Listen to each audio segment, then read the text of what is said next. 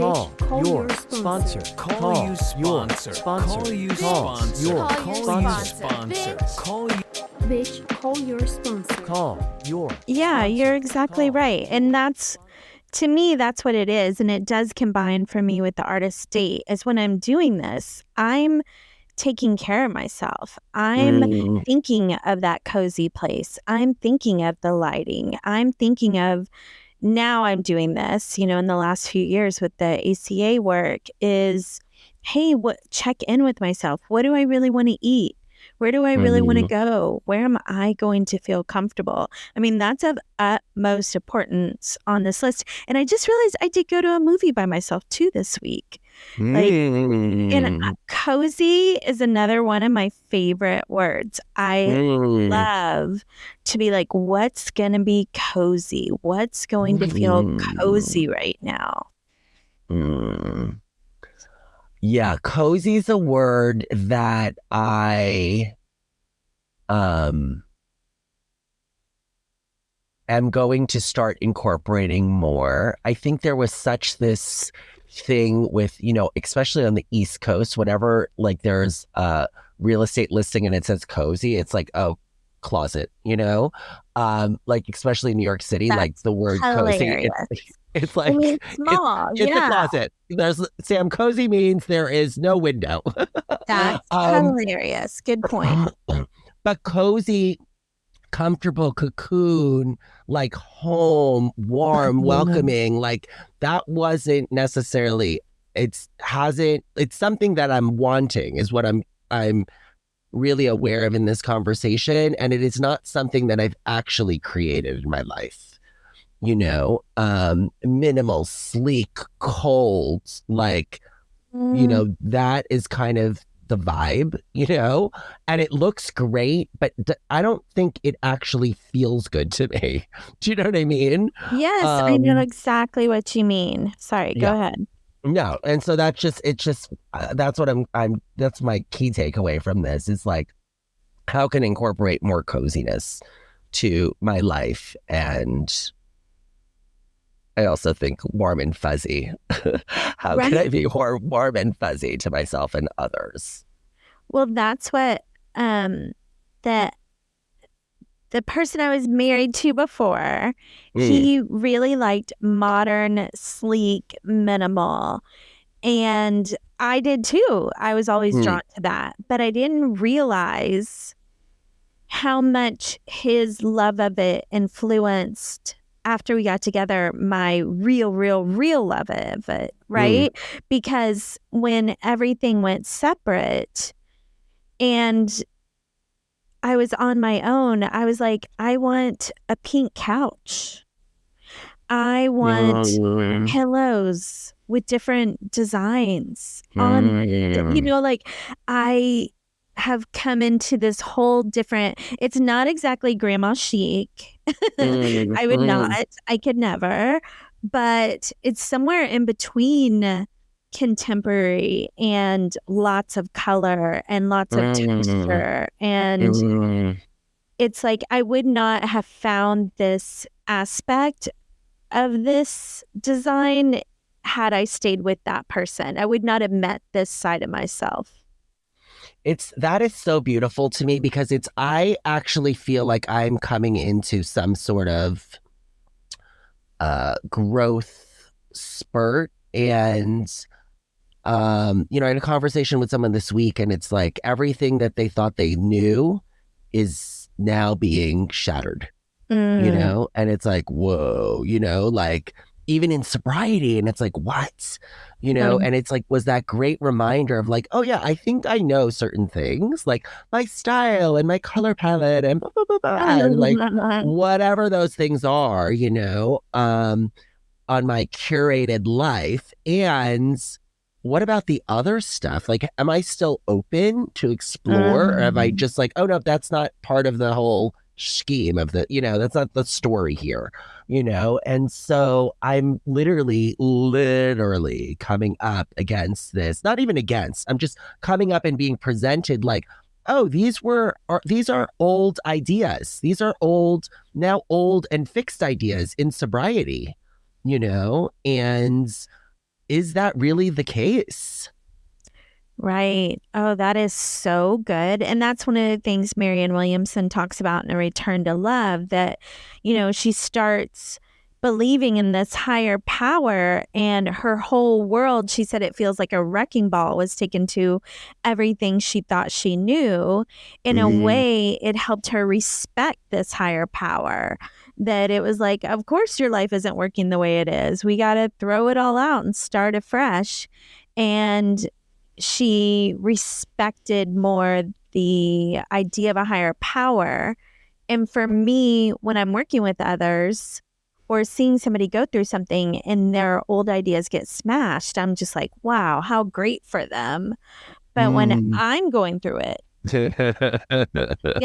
no, something's wrong. Somebody didn't get the right message to God. We need to get a megaphone to tell God exactly what we want and how I want to stay comfortable.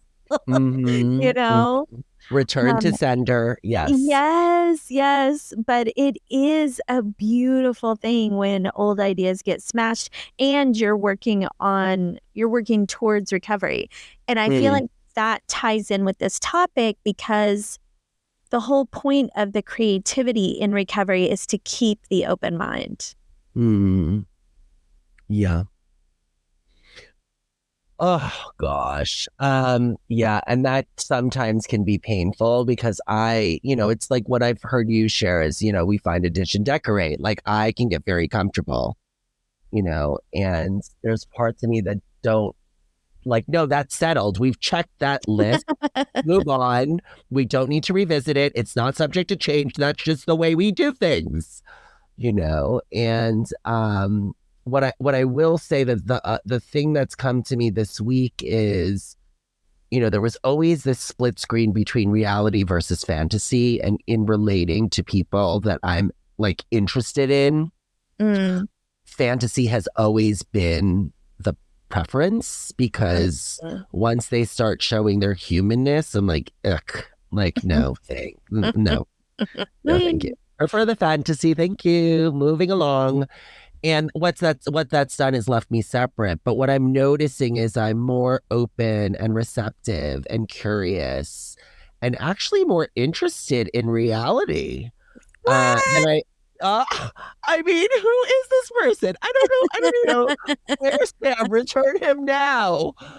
But I am noticing, like, oh, I am actually finding these little nooks and crannies, like, just actually kind of interesting, And I'm actually making that mean, true or not, is that I am growing just a little bit in liking and loving myself as I am, versus trying to shift myself into this whatever perfect being.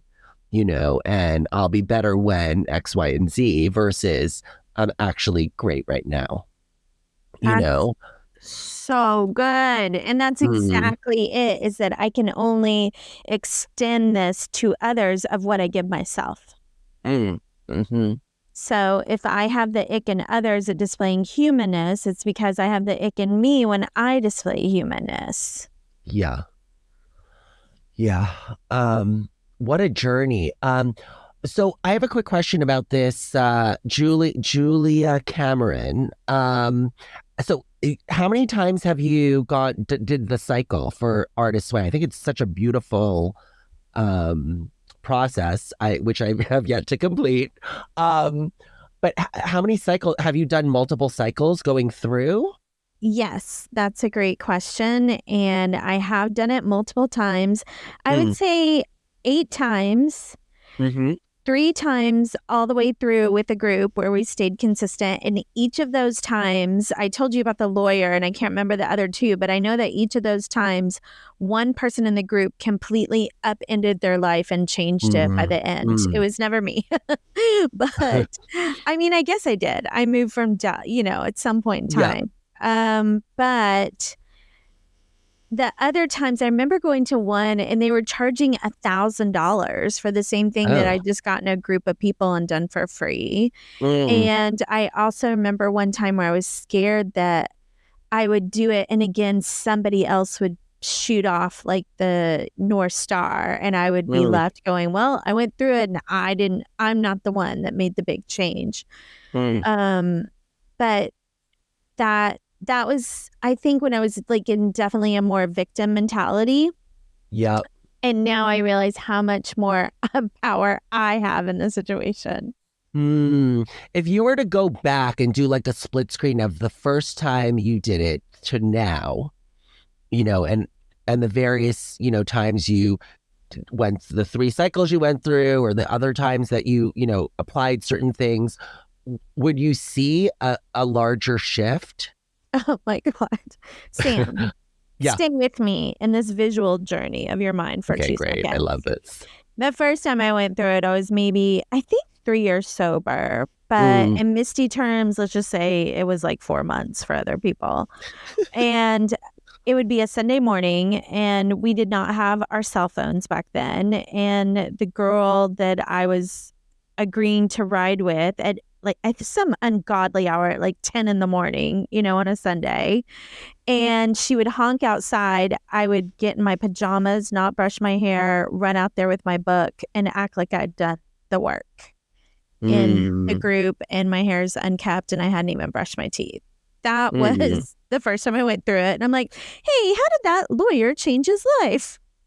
And then I cut to the other times, and it's almost like you'd get a more and more kempt Misty, and you know, more open and actually doing the work because it's for me. I kept thinking I was showing up for these other people to prove that I did it and have them mirror that I was good or creative. And now it's finally getting in that, like, no, the only reason you want to go in the artist state, honey, is for you. Oh, that's so beautiful. That's so beautiful. And it kind of is this, it's kind of like us circling back to where we began, right? The creative, how the creative can help cure and heal this journey of recovery that we're on, right? And it's like, what it sounds like is literally the journey of the steps, but through creativity, in the sense of from the outward in. Right. Which is like, that for me has been, and I know with the Artist Way specifically, that is about removing the blocks to creativity. What are the old, you know, I think I did up to 6 maybe, but I remember one of the first 3 episodes, one of the first 3, I'm streaming. No, one of the first 3 exercises, you do an exercise a week, they're 12 weeks. It's similar to the steps, I think, right? Is to what are those false beliefs? Like, what are those myth busters, blockers, you know, to access creativity, you know, beliefs, you know, like artists can never, you know, support themselves, or you can't make money doing that, and all of those. So all those blocks, right? Like, God doesn't exist, there is no higher power, God doesn't love me, you know, all of those kind of things that block me from my true essence, which, you know, Tony G talked about that, right? The, like, to get access to God, he needs to get in touch with little Tony, and that's where his creativity is. It's like all centered in that center. Yeah. Right. And that's why I was doing that analogy about that Eben Alexander and the Merc, is like, I do get down in that density. All I have to do is grab a canvas and some watercolors, and I can get back inside to the place where I only have to rely on myself to feel whole and loved, which is the freedom. But anyways, we'll talk about that later. And we are on our final 5, and I have a question for you. Hi. When was the last time you danced like no one was watching? Oh, okay. Actually, this morning, naked in my apartment, I couldn't go to sleep, and I found myself in my Spotify, going through. I had like I have years saved as playlists, and Of course you do. I was going sheet that it taps into, and so I literally made a playlist. There was one existing from high school, but I made a playlist from middle school. you know, and I added, and I love the prompts that Spotify gives, you know. It's so efficient. So I just started adding, and then I was like, oh my God, yes, I remember we were surveying this song as a potential, you know, prom thing. And then I was like, oh no, that goes into another different year. And, you know, it's like, but but the song that always gets me is that Robin song, Dancing on Our Own or Dancing on My Own. I love it. It's so much fun. Yeah, but that needs to be a daily thing for me. I think that just that movement. But yeah, that was the last time this morning at 3:00 because I went to bed at 4:20 according to my Aura ring. Thank you, Aura. One of our future sponsors besides Spotify. In my Aura, I can see that they're one of our future sponsors. Yes, our Aura of our Aura. How about you? Dancing with complete abandon. Okay. One, I just have to say that I think you were Spotify Wrapped before Spotify did Wrapped. Like you probably, you were like, wait, who's this guy doing all the Excel sheets and all the playlists and all the years? Like, let's take a note from him.